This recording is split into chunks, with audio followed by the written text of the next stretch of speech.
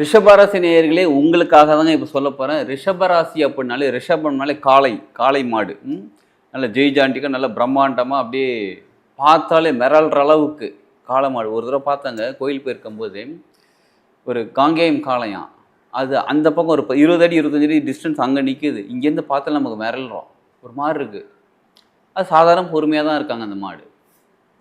யார் ரிஷபராசி நேயர்களே நீங்கள் உங்களை தாங்க சொல்லிகிட்டு இருக்கேன். ரொம்ப பொறுமையாக இருப்பீங்க. எந்த ஒரு விஷயத்தையும் நிதானமாக பொறுமையாக செய்வீங்க. ஆனால் சின்ன சின்ன விஷயங்கள் என்ன தெரியுங்களா, மனசுக்குள்ளே போட்டு அசை போட்டுக்கிட்டே இருப்பீங்க. ஒரு விஷயம் நடந்துடுச்சுன்னா அது ஏன் நடந்துச்சு, அது எப்படி நடந்துச்சு, இப்படி அப்படின்னு சொல்லி மனசுக்குள்ளே போட்டு அசை போட்டுக்கிட்டே இருக்கிறது.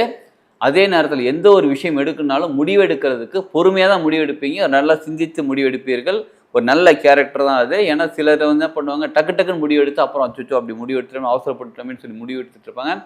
ஆனால் ரிஷபராசி நேயர்கள்கிட்ட நீங்கள் தான் எப்படி தெரியுமா இருப்பீங்க, பொறுமையாக முடிவெடுக்கக்கூடிய ஆள். சில நேரங்களில் பொறுமையாக இருக்கிறேன்னு சொல்லிட்டு அந்த விஷயம் முடிஞ்ச பிறகு அப்புறமா முடிவெடுத்து அச்சோ புரோஜனம் எல்லாம் போயிடுச்சே, நல்லா கவனிச்சுக்கோங்க, புரோஜனம் எல்லாம் போயிடுச்சே அப்படின்னு யோசிக்கக்கூடிய ஆளாகவும் இருக்கலாம்.